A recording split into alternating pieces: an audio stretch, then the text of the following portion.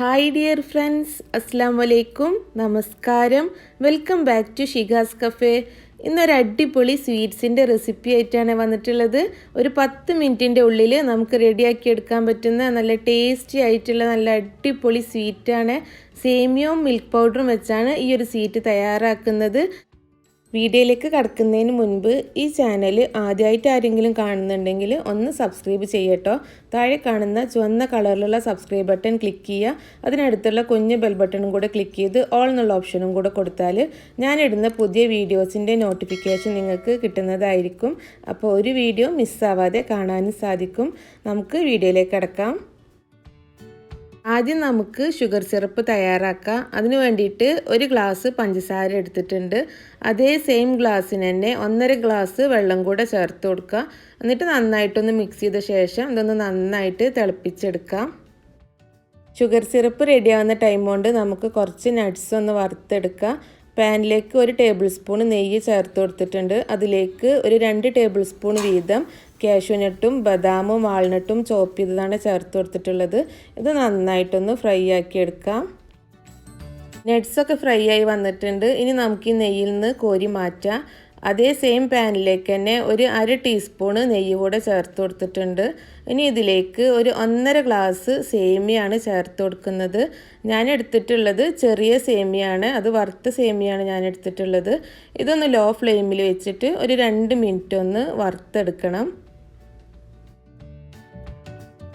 സേമിയ ഇവിടെ നന്നായി ഫ്രൈ ആയി വന്നിട്ടുണ്ട്. ഇനി നമുക്ക് ഫ്ലെയിം ഓഫ് ചെയ്യാം. ഷുഗർ സിറപ്പ് നന്നായിട്ട് തിളച്ച് വന്നിട്ടുണ്ട്. ഇനി നമുക്കിതിലേക്ക് ഒരു 3 തുള്ളി റെഡ് കളറാണ് ഞാൻ ചേർത്ത് കൊടുക്കുന്നത്. അതൊരു കളർ കിട്ടാൻ വേണ്ടി മാത്രമാണ് ചേർത്ത് കൊടുക്കുന്നത്. നിങ്ങൾക്ക് വേണമെന്നുണ്ടെങ്കിൽ ഇത് ഒഴിവാക്കാം കേട്ടോ. കുട്ടികൾക്കൊക്കെ ഉണ്ടാക്കി കൊടുക്കുമ്പോൾ കളർ ചേർത്ത് കൊടുക്കണ്ട. അതിലേക്ക് ഒരു 1/2 ടീസ്പൂണ് ഏലക്കായ പൊടിച്ചതാണ് ചേർത്ത് കൊടുക്കുന്നത്.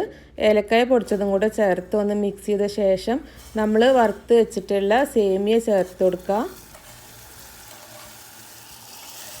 സേമിയ ചേർത്ത് മിക്സ് ചെയ്ത ശേഷം നമുക്കിതൊരു മീഡിയം ഫ്ലെയിമിൽ വെച്ചിട്ട് നന്നായിട്ടൊന്ന് കുക്ക് ചെയ്തെടുക്കുക.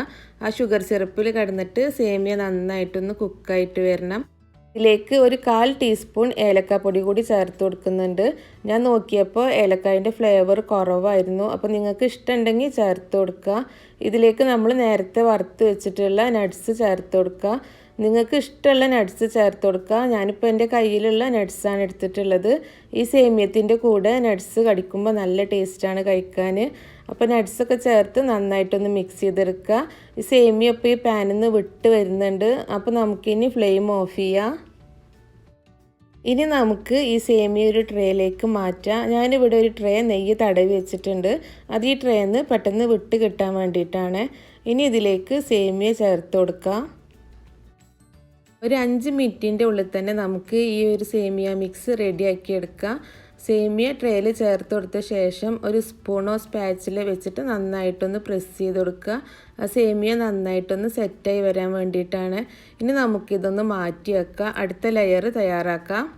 അടുത്ത് നമ്മൾ കോയയാണ് തയ്യാറാക്കുന്നത്. അതിന് വേണ്ടിയിട്ട് 1 ഗ്ലാസ് ഇളം ചൂടുള്ള പാല് ഒരു ബൗളിലേക്ക് ഒഴിച്ചു കൊടുക്കുകയാണ്. അതേ സെയിം ഗ്ലാസ്സിന് തന്നെ 2 ഗ്ലാസ് മിൽക്ക് പൗഡറാണ് ചേർത്ത് കൊടുക്കുന്നത്. നമ്മൾ ഇങ്ങനെ പാലിലേക്ക് മിൽക്ക് പൗഡർ ചേർത്തിട്ട് മിക്സ് ചെയ്തെടുക്കുകയാണെന്നുണ്ടെങ്കിൽ കട്ട പിടിക്കാതെ വേഗം മിക്സായി കിട്ടും.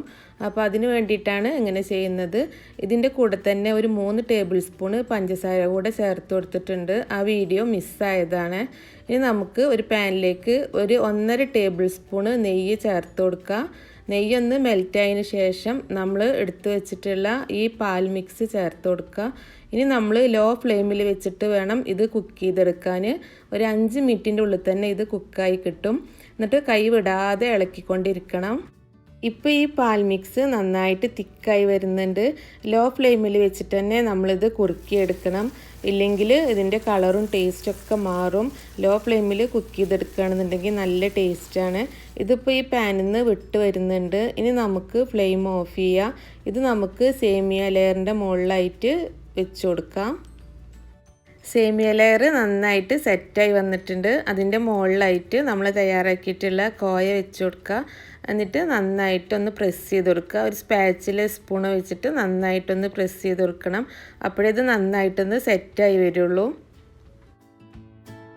ഇനി നമുക്കിത് സെറ്റാവാൻ വേണ്ടി മാറ്റി വെക്കാം. 1 മണിക്കൂർ റൂം ടെമ്പറേച്ചറിൽ വെച്ചാൽ മതി.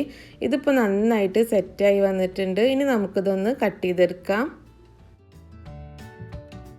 നമുക്ക് വളരെ പെട്ടെന്ന് തയ്യാറാക്കിയെടുക്കാൻ പറ്റിയ ഒരു സ്വീറ്റാണ്. കുട്ടികൾക്കൊക്കെ നല്ല ഇഷ്ടമാവും. നമ്മുടെ വീട്ടിൽ എപ്പോഴും ഉണ്ടാകുന്ന ചേരുവകൾ വെച്ചാണ് ഈ ഒരു സ്വീറ്റ് തയ്യാറാക്കിയിട്ടുള്ളത്. അപ്പോൾ ഞാനിത് കട്ട് ചെയ്തെടുത്തിട്ടുണ്ട്. നമുക്ക് 2 ലെയറായിട്ട് തന്നെ ഇത് കിട്ടും. ഞാൻ ഇതിൻ്റെ മുകളിൽ കുറച്ച് ചെറീസ് വെച്ച് കൊടുക്കുന്നുണ്ട്. നിങ്ങൾക്ക് ഇഷ്ടമുള്ള രീതിയിൽ ഇത് സെർവ് ചെയ്യുക. അപ്പോൾ നിങ്ങളെല്ലാവരും ഇതൊന്ന് ഉണ്ടാക്കി നോക്കണം. നല്ല ടേസ്റ്റാണ് ഇത് കഴിക്കാൻ. ഈ ഒരു സ്വീറ്റ് റെസിപ്പി നിങ്ങൾക്ക് എല്ലാവർക്കും ഇഷ്ടമായിട്ടുണ്ടാവും എന്ന് കരുതുന്നു. ഇഷ്ടമായിട്ടുണ്ടെങ്കിൽ ലൈക്ക് ചെയ്യാനും ഷെയർ ചെയ്യാനും കമൻറ്റ് ചെയ്യാനൊന്നും മറക്കരുത്. ഈ ചാനൽ സബ്സ്ക്രൈബ് ചെയ്യാത്തവരുണ്ടെങ്കിൽ സബ്സ്ക്രൈബ് ചെയ്യാനും മറക്കരുത്. അടുത്ത നല്ല വീഡിയോ ആയിട്ട് നമുക്ക് വീണ്ടും കാണാം. താങ്ക്